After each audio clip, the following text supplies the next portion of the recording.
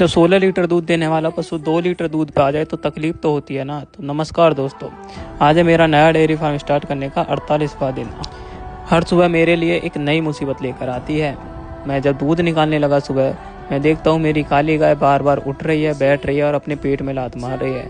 जब मैंने दूध निकालने की ट्राई करा तो इसने दूध भी नहीं निकलवाया है। ऐसा महसूस हो रहा है जैसे इसके पेट में दर्द हो रहा हो।